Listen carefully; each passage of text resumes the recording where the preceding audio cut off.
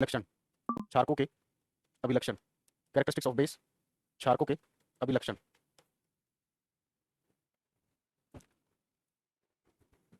तो देखो बेटा, ये बेस जो होते हैं लिटमस पेपर को, कौन से लिटमस को किस में कन्वर्ट करेंगे बेटा, कौन से लिटमस को किस में कन्वर्ट करेंगे, लाल को नीले में कन्वर्ट करेंगे, ठीक है ना। तो लिखो आइए पहली स्लाइड आज की फर्स्ट पॉइंट लिखो, they turns red litmus to, they turns red litmus to blue litmus, they turns red litmus to blue litmus. ये लाल लिटमस को नीले लिटमस में बदलते हैं, ये लाल लिटमस को नीले लिटमस में बदलते हैं, ये लाल लिटमस को। बेटा बेस की डेफिनेशन बता तो चुका हूं, साथ के साथ बताया बेस वो सब्सटेंस होते हैं जो OH नेगेटिव आयंस देते हैं, ठीक है ना। टच करने में कैसे होते हैं बेटा, चिकने होते हैं, ठीक है ना। तो टच करोगे तो चिकने होते हैं, ये देखो छूने में ये चिकने होते हैं, छूने में ये चिकने होते हैं। दे आर सोपी टू टच, दे आर सोपी टू टच। ये छूने में चिकने होते हैं, ये छूने में चिकने होते हैं। अच्छा नहीं बताए, चलो बेटा फिर तो हेडिंग डालो, पहले बेस लिखो, तो फिर हेडिंग डालो बेस, कोई नहीं, लिखो बेस क्षारक। या फिर काम करो अभी बेस को नहीं पढ़ते हैं, सुनो फिर रहने दो, बेस को नहीं पढ़ते हैं, पहले एसिड्स को पढ़ते हैं, उसके बाद प्रॉपर बेस को पढ़ेंगे, बेस के साथ साथ पढ़ेंगे, ठीक है। चलो कोई बात नहीं, अभी हम एसिड कंटिन्यू करते हैं, जब एसिड के यूजेस कंप्लीट हो जाएंगे तब हम बेस स्टार्ट करेंगे, ठीक है। तो काम करो, पहले हेडिंग डालो। फर्स्ट एसिड आता है हमारा हाइड्रोक्लोरिक एसिड, फर्स्ट एसिड आता है hydrochloric acid, hydrochloric acid, hydrochloric acid HCl, hydrochloric acid HCl, ठीक है, हाइड्रोक्लोरिक एसिड HCl। तो देखिए HCl जो होता है, ठीक है, इसका एक दूसरा नाम होता है म्यूरेटिक एसिड। क्या बोलते हैं इसको, म्यूरेटिक एसिड। हिंदी में भी क्या नाम है इसका, म्यूरेटिक एसिड। तो लिखोगे इसके बारे में first point, it is also known as, it is also known as, it is also known as, it is also known as muriatic acid, it is also known as muriatic acid. इसे muriatic अम्ल के नाम से जाना जाता है, इसे muriatic अम्ल के नाम से जाना जाता है, इसे म्यूरेटिक अम्ल के नाम से जाना जाता है, इसे म्यूरेटिक अम्ल के नाम से जाना जाता है, ठीक है। अब हाँ जी ऋषिपाल जी, थोड़ा सा ये होता है बेटा, कुछ अपडेट होता है तो लाइव क्लास में अपडेशन मिलता है, ठीक है ना, क्योंकि हमें ये नहीं पता ना वो कौन से बैच का VOD है, इसलिए नहीं बता सकता ना। चलो, तो स्टमक में जो एसिडिटी होती है, तो अम्लता जो होती है वो किसके कारण से होती है, जो स्टमक में HCl बनता है, ठीक है ना। तो लिखोगे acidity in stomach, acidity in stomach, acidity in stomach, acidity in stomach is due to, acidity in stomach is due to HCl, acidity in stomach is due to HCl, acidity in stomach is due to HCl, acidity in stomach is due to HCl। पेट में अम्लता, पेट में अम्लता, पेट में अम्लता HCl के कारण होती है, पेट में अम्लता HCl के कारण होती है, पेट में अम्लता HCl। हाँ बेटा BPSC हो जाएगा कवर, हो जाएगा बेटा, हो जाएगा। थोड़ा बहुत साइंस स्पेशल हो ज़्यादा बेटर होता है, ठीक है ना, क्योंकि इसमें और भी चीज़ें कवर होती हैं। साइंस स्पेशल लेना चाहिए वैसे तो, हर कभी भी देखो अगर आपको साइंस अच्छी करनी है तो एक बार साइंस स्पेशल कर लीजिए, जिंदगी में दोबारा कुछ करने की जरूरत नहीं साइंस को। हिंदी में नहीं लिखूंगा बेटा, रजनीकांत नहीं हूं मैं, एक टाइम पर एक लैंग्वेज लिख सकता हूं, कुछ आप भी लिख लीजिए। पेट में अम्लता HCl के कारण होती है। अब मुझे एक बात बताओ, जब सोना काला पड़ता है तो उसको धुलवाने के लिए सुनार के पास लेके जाते हो ना। हाँ जी बच्चों, जब सोना काला पड़ता है तो उसको धुलवाने के लिए सुनार के पास लेके जाते हो ना, जाते हो ना, जाते हो ना। हाँ एक बात बताओ, सोना है, मैं ये वाला सोना नहीं पूछ रहा, हम बात कर रहे हैं गोल्ड की। वैसे तो अगर हम बात करें, ये भी काला पड़ता है, ये भी काला पड़ता है, दोनों ही काले पड़ते हैं। फर्क क्या है, इसके कालेपन को हटाने के लिए डेंटिंग पेंटिंग है ना, मेकअप, और इसके कालेपन को हटाने के लिए सुनार एक सोल्यूशन यूज करता है, उस सोल्यूशन का नाम क्या है, एक्वा रेजिया। क्या नाम है, एक्वा रेजिया। हाँ मोस्टली साइंस स्पेशल बैच में मैं ही पढ़ाता हूँ, टीचर टीचर के डिफरेंट आते हैं, ठीक है, लेकिन मोस्टली साइंस स्पेशल बैच में मेरे हैं, ठीक है ना, मैक्सिमम में मैं ही पढ़ाता हूँ। तो लिखोगे, तो उसमें देखना उसको केमिस्ट्री और भी ज्यादा कराई जाती है, ठीक है। तो बेटा सोना जब काला पड़ता है, आप सोनार के पास उसे धुलवाने के लिए लेके जाते हो, तो सोनार उसको साफ करने के लिए एक सोल्यूशन यूज करता है, उस सोल्यूशन का नाम क्या होता है, एक्वा रेजिया। तो एक्वा रेजिया बनाने में किसका यूज करते हैं हम, HCl का। किसका यूज करते हैं हम, HCl का। तो थर्ड पॉइंट लिखोगे, it is used, it is used, it is used in the manufacturing of, it is used in the manufacturing of aqua regia, it is used in the manufacturing of aqua regia। इसका प्रयोग aqua regia बनाने में किया जाता है, इसका प्रयोग, class तो चल रहा है बेटा, बंद कहाँ से हो गया, ठीक चल रहा क्लास। इसका प्रयोग एक्वा रेजिया बनाने में किया जाता है। यहाँ तक किसी को कोई डाउट पूछ रहा तो पूछे, फिर एक्वा रेजिया के बारे में पढ़ाऊंगा अभी, ठीक है ना। स्पेशल में बेटा बायोलॉजी मैं नहीं पढ़ाता, ठीक है ना, फिजिक्स मैं दूसरे बैचेस में पढ़ाता हूँ।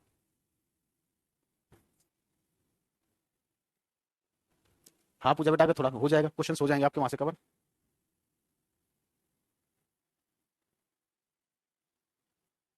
चलो एक सब हेडिंग डालो, एक्वा रेजिया। अब एक बार एक्वा रेजिया के बारे में बात कर लेते हैं, एक्वा रेजिया क्या है।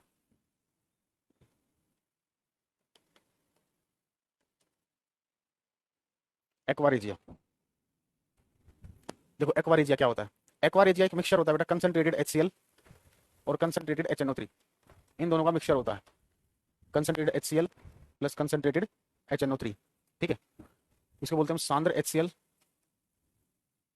और सांद्र HNO3। तो ये जो कंसंट्रेटेड वर्ड होता है ना, इस वर्ड का मतलब क्या होता है, H2O उपस्थित नहीं होता, H2O is absent, H2O is absent, जल उपस्थित नहीं होता। हाँ जी पूछिए बेटा, क्या बात पूछनी है पूछिए। हाँ जी सेकंड क्लास है ये एसिड बेस सोल्ट की।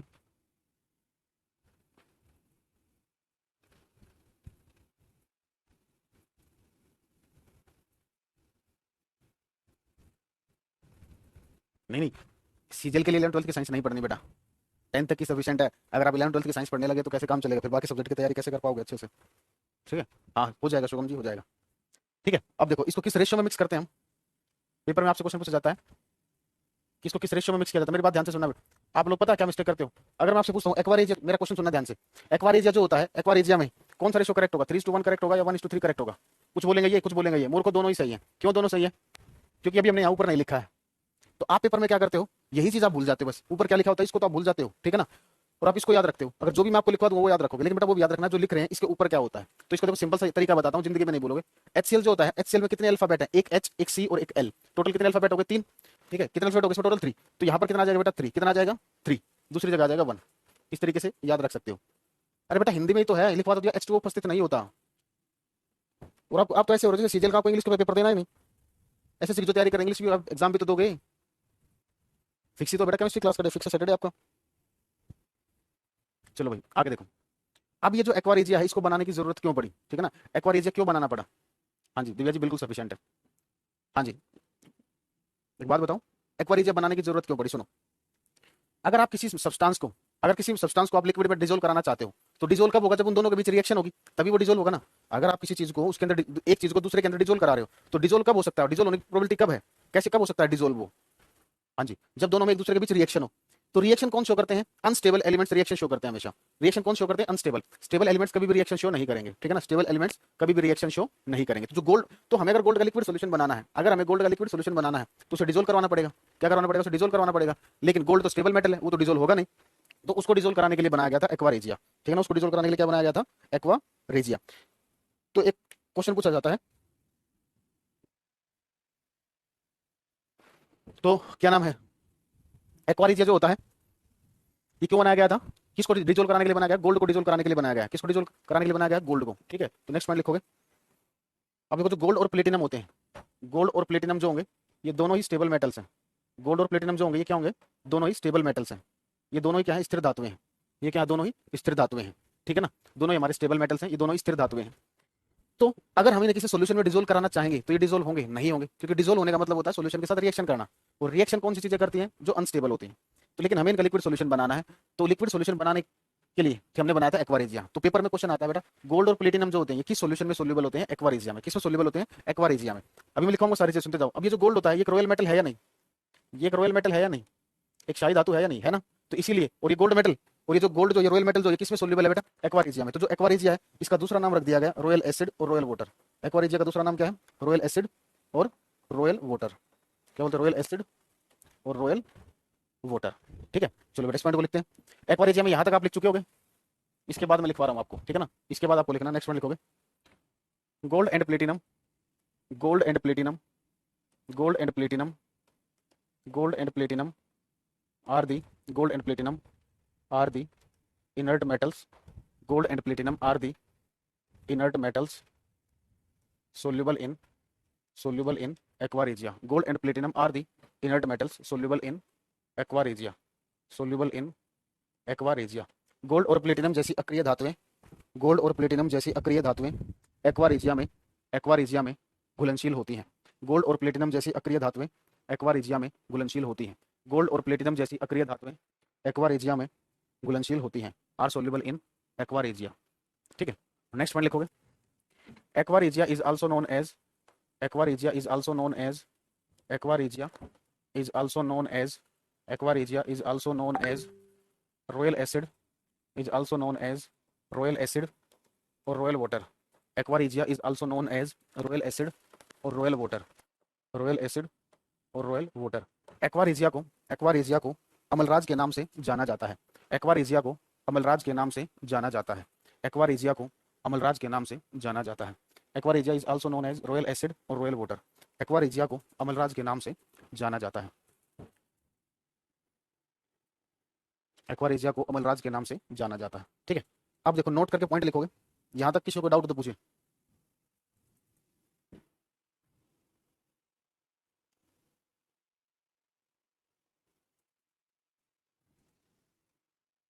चलो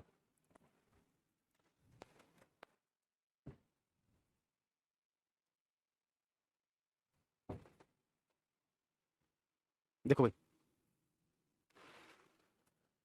अब देखो मेटल्स जो होते हैं बेटा नेचर में, उनकी दो फॉर्म होती है। ठीक है ना, मेटल्स जो होते हैं, धातुएं जो होती हैं, या तो ये नेचर में मुक्त अवस्था में मिलेंगी, मुक्त अवस्था को बोलते हैं फ्री फॉर्म। ठीक है, और या फिर किसी के साथ जुड़ी हुई अवस्था में मिलेंगी, उसको बोलते हैं हम कंबाइंड फॉर्म। क्या बोलते हैं उसको हम? कंबाइंड फॉर्म, फ्री फॉर्म और कंबाइंड फॉर्म।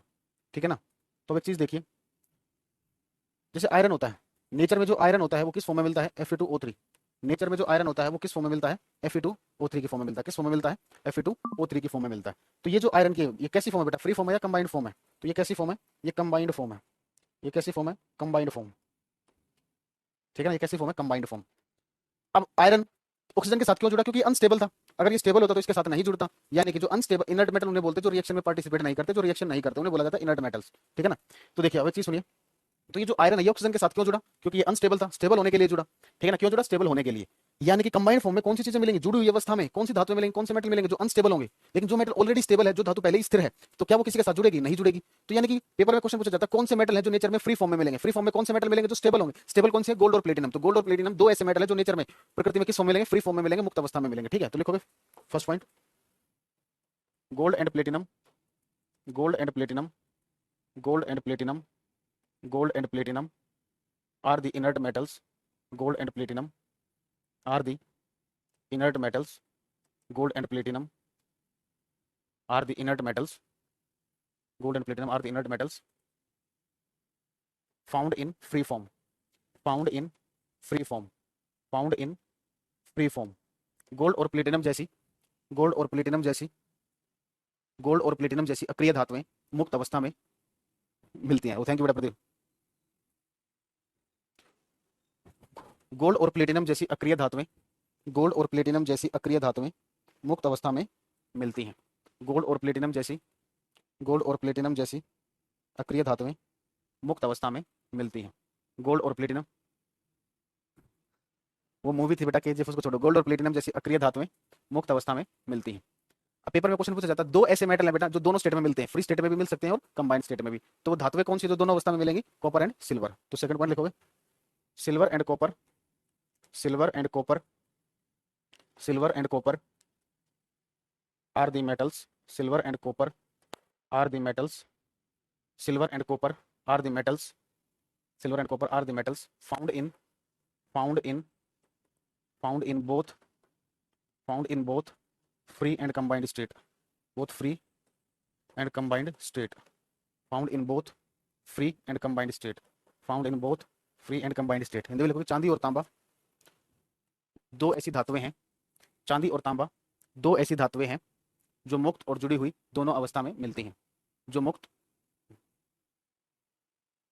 और जुड़ी हुई दोनों अवस्था में मिलती हैं, जो मुक्त और जुड़ी हुई दोनों अवस्था में मिलती हैं, जो मुक्त और जुड़ी हुई दोनों अवस्था में मिलती हैं, जो मुक्त और जुड़ी हुई दोनों अवस्था में मिलती हैं, जो मुक्त और जुड़ी हुई दोनों अवस्था में मिलती हैं। ठीक है, चलो अब पूछ लीजिए जो भी डाउट है, फिर अगला एसिड स्टार्ट करते हैं, सल्फ्यूरिक एसिड। जल्दी से, यहाँ से किसी को डाउट हो तो पूछ लीजिए। ये पहली स्लाइड कहाँ से? आधा घंटा क्लास को स्टार्ट हो चुका है। सेम टाइम नहीं, अलग अलग कंडीशन में। ऐसा नहीं होगा, एक कुछ केसेस में क्या होंगे जुड़े हुए होंगे, कुछ केसेस में फ्री मिलेंगे कुछ जगह पर। कोई केमिकल नेम, एक्वारिजिया का जितने नाम मैंने बताए यही उसके नाम है। ठीक है, चलो तो नेक्स्ट स्टडी डालोगे सल्फ्यूरिक एसिड।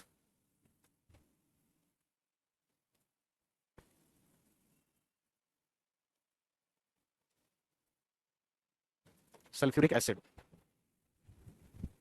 तो वो सल्फ्यूरिक एसिड जो होता है ये हर केमिकल के साथ रिएक्शन करता है। सल्फ्यूरिक एसिड क्या करता है? हर केमिकल के साथ रिएक्शन करता है, तो इसलिए इसके अलग अलग नामों से इसको जाना जाता है। तो जो सल्फ्यूरिक अम्ल होता है, ठीक है ना, इसको किस किस नाम से जाना जाता है? इसका फॉर्मूला होता है H2SO4। ठीक है ना, तो देखते हैं इसको किस किस नाम से जानते हैं। ये हर केमिकल के साथ रिएक्शन करता है, तो इसलिए इसका एक तो नाम हो गया किंग ऑफ केमिकल्स, रसायनों का राजा। किंग ऑफ केमिकल्स, रसायनों का राजा। किंग ऑफ केमिकल्स, रसायनों का राजा। किंग ऑफ केमिकल्स, रसायनों का राजा। किंग ऑफ केमिकल्स, रसायनों का राजा। ठीक है, दूसरा ये क्या हो सकता है बेटा, दूसरा नाम क्या है इसका, किंग ऑफ केमिकल्स, रसायनों का राजा। दूसरा नाम, इसको बोलते हैं ऑयल ऑफ विट्रल। इसको क्या बोलते हैं हम, oil of vitriol. Oil of vitriol, तेल का थोथा, तेल का थोथा, ऑयल ऑफ विट्रल, तेल का थोथा। तो ये जो विट्रल होता है ना बेटा, इस विट्रल का मतलब क्या होता है, थोथा है ना, विट्रल थोथा, थोथा विट्रल है ना, ऐसे आप लोग पढ़ते हो, लेकिन ऐसा नहीं है। विट्रल उसे बोलते हैं बेटा जिसके अंदर सल्फेट आयंस होंगे, जिसके अंदर अगर सल्फेट आयंस प्रेजेंट है, ये वाले आयंस प्रेजेंट है, उसको हम क्या बोलते हैं, विट्रल। उसको क्या बोलते हैं, विट्रल। तो इसके अंदर सल्फेट आयंस प्रेजेंट है ना, इसके अंदर क्या सल्फेट आयंस प्रेजेंट है, तो ये क्या होगा हमारा विट्रल, ये क्या कहलाएगा, विट्रल। और एग्जांपल देखो, जैसे अगर हम बात करें FeSO4, FeSO4 dot 7H2O, ZnSO4, एक मिनट बेटा, ZnSO4.7H2, आप इसमें देखिए सल्फेट आयंस प्रेजेंट है, ठीक है, तो ये भी क्या होगा, विट्रल होगा। एक होता है आपका CuSO4.5H2, इसके अंदर भी सल्फेट आयंस है, तो ये भी क्या होगा, विट्रल। तो पेपर में क्या क्वेश्चन पूछ लेते हैं कि ये जो विट्रल होते हैं ये किस कलर के होते हैं, ठीक है, जैसे यही पूछ लिया, ये किस कलर का विट्रल होगा, ये किस कलर का विट्रल होगा, हरे रंग का, तो इसको बोलते हैं ग्रीन विट्रल। इसको हम क्या बोलते हैं, ग्रीन विट्रल। ठीक है, देखो जिंक, जब भी जिंक दिख जाए, जिंक के जितने भी सोल्ट्स होंगे, जितने भी लवण होंगे, वो सारे क्या होंगे बेटा, व्हाइट होंगे, ये ध्यान रखोगे आप। जिंक के जितने भी सोल्ट्स होंगे सारे क्या होंगे बेटा, व्हाइट होंगे, व्हाइट विट्रल, सफेद होता। CuSO4.5H2, ये किस कलर का विट्रल होगा, नीले रंग का, ये होगा ब्लू विट्रल, नीला होता। ये क्या होगा, ब्लू विट्रल, नीला होता। एक बार इतना नोट कर लीजिए, नोट करके डन लिखिए, फिर आगे बढ़ते हैं।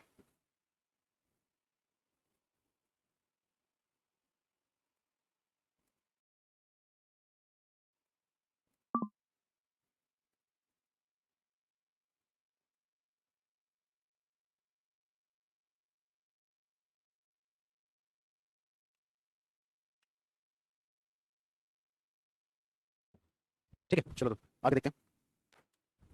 इलेक्ट्रॉन की टोटल एनर्जी नेगेटिव होगी। अच्छा, लेड स्टोरेज बैटरी देखी होगी सभी ने, देखिए ना, लेड स्टोरेज बैटरी देखी होगी। जिसने इसे नहीं देखा होगा, इसे तो पक्का देखा होगा, सीसा संचायक सेल, है ना, मोर को इसी को ही बोलते हैं, सेम ही है ये दोनों, ठीक है ना। तो एक बात बताओ, ये लेड स्टोरेज बैटरी होती है कौन सी, आपकी इन्वर्टर बैटरी जो होती है, कौन सी वाली, इन्वर्टर बैटरी। तो जो इन्वर्टर बैटरी होती है वो क्या होती है, आपकी लेड स्टोरेज बैटरी होती है। इन्वर्टर बैटरी क्या होती है, आपकी लेड स्टोरेज बैटरी होती है। ठीक है, तो लेड स्टोरेज, जब इन्वर्टर के अंदर से आपने देखा होगा व्हाइट कलर का फ्लूइड निकलता है, ठीक है ना, इन्वर्टर के अंदर से क्या होगा, व्हाइट कलर का फ्लूइड निकलता है। तो वो जो फ्लूइड होता है वो कौन सा होता है, आपका सल्फ्यूरिक एसिड होता है। कौन सा होता है वो, सल्फ्यूरिक एसिड होता है। तो जो लेड स्टोरेज बैटरी होती है इसके अंदर कौन सा एसिड यूज करते हैं हम, सल्फ्यूरिक एसिड यूज करते हैं। कौन सा एसिड यूज करते हैं, सल्फ्यूरिक एसिड यूज करते हैं। तो लिखोगे फर्स्ट पॉइंट। नेक्स्ट पॉइंट मतलब, it is used in lead storage battery, it is used in lead storage battery, it is used in lead storage battery. देखो इसका प्रयोग सीसा संचायक सेल में किया जाता है। इसका प्रयोग सीसा संचायक सेल में किया जाता है। इसका प्रयोग सीसा संचायक सेल में किया जाता है। इसका प्रयोग सीसा संचायक सेल में किया जाता है। इसका प्रयोग सीसा संचायक सेल में किया जाता है। इसका प्रयोग सीसा संचायक सेल में किया जाता है। ठीक है, अब देखो आगे, आपने देखा हो बेटा सल्फ्यूरिक एसिड को कभी लैब में आपने देखा होगा, ठीक है ना। तो लैब में इसको किस में रखा होता है, ग्लास बोटल्स के अंदर। आप कभी भी एसिड्स को दूसरे सब्सटेंस में नहीं रखोगे क्योंकि उनके साथ रिएक्शन करते हैं। तो लेकिन ग्लास के साथ रिएक्शन नहीं कर पाते, एक HF को छोड़कर। एक HF हाइड्रोजन फ्लोराइड एक ऐसा एसिड है जो ग्लास के साथ रिएक्ट करता है, बाकी कोई भी एसिड ग्लास के साथ रिएक्ट नहीं करते, इसलिए इनको किस में रखा जाता है बेटा, ग्लास कंटेनर्स में। कहाँ रखते हैं इसको हम, ग्लास कंटेनर में। HF वाला पॉइंट मैं आपको ग्लास में लिखवा दूंगा, लिखोगे it is kept in glass container, it is kept in glass container, it is kept in glass container. इन्हें कांच के बर्तनों में रखा जाता है। It is kept in glass container, इन्हें कांच के बर्तनों में रखा जाता है। It is kept in glass container, इन्हें कांच के बर्तनों में रखा जाता है। It is kept in glass container, इन्हें कांच के बर्तनों में रखा जाता है। It is kept in glass container, इसे कांच के बर्तनों में रखा जाता है।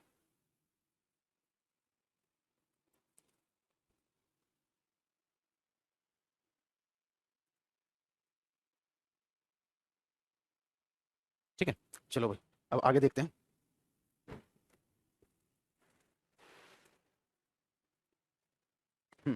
अब देखो, एक होती है एसिड रेन, एक क्या होती है, एसिड रेन। एक होती है एसिड रेन, अम्लीय वर्षा। एसिड रेन, अम्लीय वर्षा। ठीक है, देखो एसिड रेन कौन सी होती है, किसी भी सीजन की जो पहली बारिश होती है, ठीक है ना। आप बहुत गजब पढ़ाते हो सर, थैंक यू बेटा। किसी भी सीजन की जो पहली बारिश होती है, ठीक है ना, किसी भी सीजन की जो पहली बारिश होगी उसके अंदर क्या होते हैं, एसिड्स होते हैं, अम्ल होते हैं, इसलिए उसको क्या बोलते हैं हम, एसिड रेन बोलते हैं। किसी भी सीजन की पहली बारिश में क्या होता है, एसिड्स आते हैं, इसलिए उसको क्या बोलते हैं हम, एसिड रेन बोलते हैं। तो अब ये रेन एसिडिक है, तो बेटा इसका जो पीएच होगा, ये पीएच भी आप लोगों को पता होना चाहिए। तो इसका जो पीएच होता है ये क्या होगा आपका, 5.6 के बराबर होगा या उससे कम होगा। क्या होगा उसका पीएच, 5.6 के बराबर होगा या उससे कम होगा। ठीक है। हम्म, हाँ, अब पीएच जो वो 5.6 से कम तो हो गया। अब हमें ये भी पता होना चाहिए कि कौन कौन से एसिड आते हैं एसिड रेन में। तो मेजरली बेटा जो सबसे ज्यादा मात्रा में जो एसिड आता है एसिड रेन में वो होता है आपका सल्फ्यूरिक एसिड। सबसे ज्यादा मात्रा में 3 एसिड्स होते हैं, सल्फ्यूरिक एसिड सबसे ज्यादा, इससे कम नाइट्रिक एसिड, और सबसे कम कार्बोनिक एसिड। सबसे कम कौन सा होता है? कार्बोनिक एसिड होता है। ठीक है, तो देखो सबसे ज्यादा H2SO4, उससे कम HNO3, सबसे कम कार्बोनिक एसिड। अब अगर हम बात करें इन एसिड्स की फॉर्मेशन कैसे होती है, ठीक है ना, इन एसिड्स की फॉर्मेशन कैसे होगी? देखो एटमॉस्फेयर के अंदर कार्बन डाइऑक्साइड प्रेजेंट है, एटमॉस्फेयर के अंदर कार्बन डाइऑक्साइड प्रेजेंट है, नाइट्रोजन डाइऑक्साइड आपकी डीजल से निकलती है, नाइट्रोजन डाइऑक्साइड किससे निकलती है? डीजल से निकलती है, ठीक है ना। और कौन सी निकलती है डीजल से? Sulphur dioxide. ये गैसेस तो डीजल से आ गई, ठीक है, ये पेट्रोल की कंप्लीट कंबशन हो गया तो वहां से भी आ जाएगी। तो ये गैसेस हमारे पास एटमॉस्फेयर में है, ठीक है। और जब बारिश होगी, बारिश ऊपर से आएगी, मान लो यहाँ पर ये गैसेस प्रेजेंट है, मान लो यहाँ पर ये गैसेस प्रेजेंट है, ऊपर से बारिश आई, तो बारिश आएंगे तो दोनों में मिलन होगा या नहीं होगा ना। तो यानी कि जैसे CO2 वाटर से मिलेगी, ये क्या बना देगी? कार्बोनिक एसिड बना देगी। क्या बना देगी? Carbonic acid. जैसे ही वाटर नाइट्रोजन डाइऑक्साइड से मिलेगा, ठीक है, वो क्या बना देगा? HNO3 बना देगा, ठीक है। फिर H2O सल्फर डाइऑक्साइड से मिलेगा तो क्या बना देगा? सल्फ्यूरिक एसिड बना देगा, ठीक है ना। तो देखो जो सल्फर डाइऑक्साइड, जो आपकी सल्फर डाइऑक्साइड और कार्बन डाइऑक्साइड है, ये दो जो गैस होती हैं, सल्फर डाइऑक्साइड और कार्बन डाइऑक्साइड, ये जो दो गैस होती हैं, ठीक है ना, ये कलरलेस होती हैं, इनका कोई रंग नहीं होता, ये रंगहीन होती है। तो आपने देखा वो सल्फ्यूरिक एसिड का भी कोई कलर नहीं होता। सल्फ्यूरिक अम्ल भी कैसा होता है? रंगहीन होता है। सल्फ्यूरिक अम्ल भी कैसा होता है? रंगहीन होता है, ठीक है ना।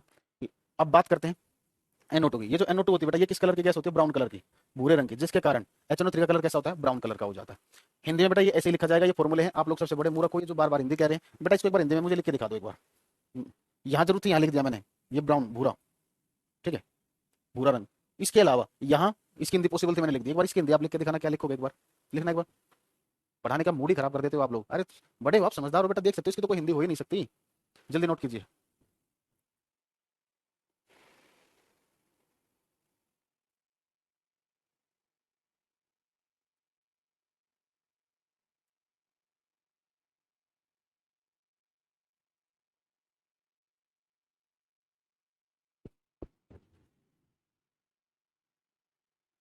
नाइट्रिक एसिड के बाद carbonic acid H2CO3, nitric acid के बाद कार्बोनिक एसिड H2CO3।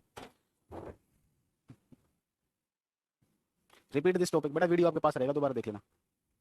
HNO3 का नाम होता है नाइट्रिक एसिड।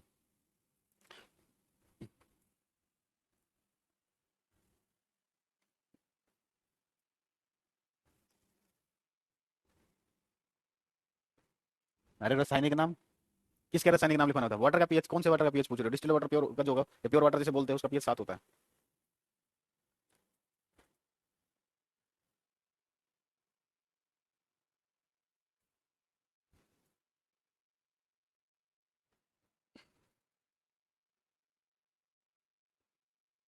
कलरलेस होगा बेटा H2CO3। इससे पहले वाली स्लाइड, इससे पहले वाली देखने, देख लीजिए। ये सच में बेटा आपके सिलेबस का पार्ट नहीं जो आप पूछ रहे हो। आपकी और नाम मैंने इसलिए लेकर ये नाम यूज करता तो बाकी बच्चे घबरा जाते।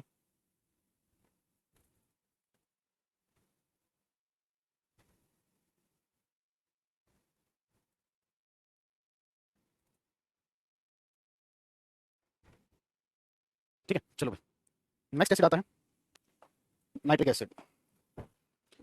तीसरा जो एसिड है ये है नाइट्रिक एसिड, नाइट्रिक अम्ल। तीसरा जो एसिड है ये कौन सा है? नाइट्रिक एसिड, नाइट्रिक अम्ल, ठीक है। IUPAC नोमेनक्लेचर क्या होता है? किसी भी, देखो जैसे आप लोगों के भी बहुत सारे नाम होंगे, घर पे कोई आपको चिंटू मिंटू बोलता होगा, स्कूल में जैसे आपका नाम प्रफुल है, तो आपको स्कूल में किस नाम से जाने, मतलब आप कहीं भी जिंदगी में कहीं भी नौकरी वगैरह कुछ भी करोगे, आपको किस नाम से जाने? प्रफुल के नाम से जानोगे ना। जो नाम आपका मार्कशीट में है, दूसरे देश में जाओगे तो उसी से नाम से तो जाने जाओगे, ठीक है ना। तो वो होता है IUPAC नोमेनक्लेचर। मतलब हर कंपाउंड की दुनिया में अलग अलग नाम है, ठीक है ना। जैसे भारत में किसी चीज को कुछ बोलते हैं, उसी चीज को इंग्लैंड में कुछ और बोलते हैं, ठीक है ना। तो जगह के अनुसार ऑब्जेक्ट का नाम बदल जाता है, तो इससे तो बहुत प्रॉब्लम खड़ी हो जाती। तो इसलिए एक IUPAC एक कमेटी है, उसने क्या किया, मतलब एक यूनियन है आपकी, ठीक है ना, बेसिकली। तो उसने क्या किया है कि आप किसी कंपाउंड्स के नाम रख दिए गए हैं, अगर आप किस कंपाउंड को IUPAC नेम से बोलोगे तो किसी भी कंट्री में जाकर बोलना, वो नाम नहीं बदलेगा। ये मतलब होता है IUPAC का, ठीक है। नाइट्रिक एसिड देखो, तो नाइट्रिक एसिड का जो फॉर्मूला होता है ये होता है HNO3। नाइट्रिक एसिड का फॉर्मूला क्या होता है? HNO3। नाइट्रिक एसिड का फॉर्मूला क्या होता है? HNO3। देखिए अब इसका यूज कहाँ करते हैं हम? एक तो फर्टिलाइजर्स बनाने में, उर्वरक बनाने में। कहाँ यूज करते हैं इसका हम? फर्टिलाइजर्स बनाने में, उर्वरक बनाने में। तो लिखोगे in the manufacturing of fertilisers, in the manufacturing of, in the manufacturing of, in the manufacturing of fertilisers, in the manufacturing of fertilisers, उर्वरक बनाने में। In the manufacturing of fertilisers, उर्वरक बनाने में। In the manufacturing of fertilisers, उर्वरक बनाने में, ठीक है। एक यूज तो ये हो गया इसका। हिंदी में लिखोगे उर्वरक बनाने में इसका प्रयोग किया जाता है, उर्वरक बनाने में इसका प्रयोग किया जाता है, उर्वरक बनाने में इसका प्रयोग किया जाता है, उर्वरक बनाने में इसका प्रयोग किया जाता है। अब ये जो फर्टिलाइजर्स होते हैं ना बेटा, ये 3 एलिमेंट से बनते हैं। ये कौन कौन से 3 एलिमेंट से बनते हैं? एनपीके। ये कौन कौन से 3 एलिमेंट से बनते हैं? एनपीके। Nitrogen, phosphorus, potassium. किससे बनते हैं? Nitrogen, phosphorus, potassium. Nitrogen, phosphorus, potassium. ठीक है ना? ये क्वेश्चन भी आपसे पूछा जाता है। देखिए बेटा, हर किसी का पीएच याद नहीं रखना, तो जो इंपॉर्टेंट पीएच थे वो मैंने आपको स्टार्टिंग में ही लिखवा दिए। ठीक है ना? हर किसी सब्सटेंस का पीएच आपको याद नहीं रखना है। तो देखो, तो फर्टिलाइजर्स आपके किससे बनते हैं? नाइट्रोजन, फास्फोरस, पोटेशियम से। नाइट्रोजन, फास्फोरस, पोटेशियम से। दूसरा इसका यूज करते हैं एक्सप्लोसिव बनाने में, in the manufacturing of explosives, विस्फोटक सामग्री बनाने में। In the manufacturing of explosives, in the manufacturing of explosives, in the manufacturing of explosives, विस्फोटक सामग्री बनाने में। In the manufacturing of explosives, विस्फोटक सामग्री बनाने में। In the manufacturing of explosives, विस्फोटक सामग्री बनाने में, विस्फोटक सामग्री बनाने में। ठीक है? देखो, अब एक्सप्लोसिव का एक एग्जांपल देखते हैं, गन पाउडर। एक्सप्लोसिव का एग्जांपल है गन पाउडर। ठीक है ना? तो ये जो गन पाउडर होता है, ये किससे बनता है? Potassium nitrate, KNO3 plus sulphur, plus sulphur, plus charcoal. ठीक है? ये होता है पोटेशियम नाइट्रेट। ठीक है? इसका नाम पोटेशियम नाइट्रेट है।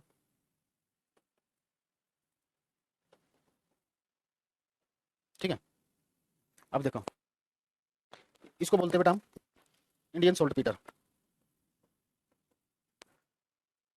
सोल्ट पीटर का मतलब क्या होता है, समझना ध्यान से।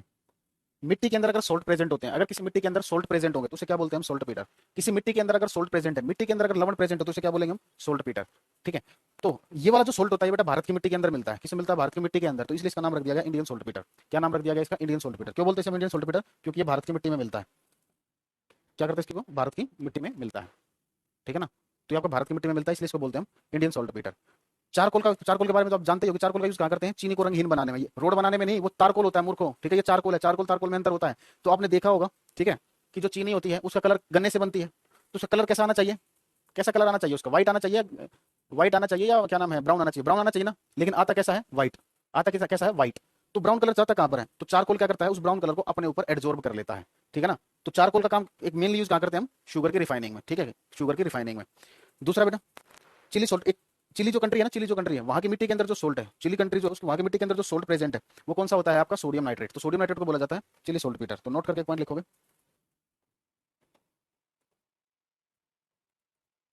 चारकोल इज यूज्ड, चारकोल का प्रयोग, charcoal is used in the डीकलराइजिंग of sugar. Charcoal का प्रयोग, charcoal is used in the डीकलराइजिंग of sugar, in the डीकलराइजिंग of sugar, in the डीकलराइजिंग of sugar. Charcoal का प्रयोग चीनी को रंगहीन बनाने में किया जाता है। हाँ, फेस पर भी होता है। चारकोल का प्रयोग चीनी को रंगहीन बनाने में किया जाता है। चारकोल का प्रयोग चीनी को रंगहीन बनाने में किया जाता है। चारकोल का प्रयोग चीनी को रंगहीन बनाने में किया जाता है। चारकोल का प्रयोग चीनी को रंगहीन बनाने में किया जाता है। सेकंड लिखोगे Chile saltpetre. Chile saltpetre, Chile saltpetre. तो जो चिली सोल्ट पीटर होता है, ये होता है बेटा NaNO3, सोडियम नाइट्रेट को बोलते हैं हम। सोडियम नाइट्रेट को बोला जाता है चिली सोल्ट पीटर, NaNO3। कीजिए बेटा, नोट कीजिए, इतना ही रखते हैं। ठीक है ना? क्योंकि किसी को कोई डाउट पूछना हो तो बताइए बेटा। फिर अनीशा बेटा, PH 5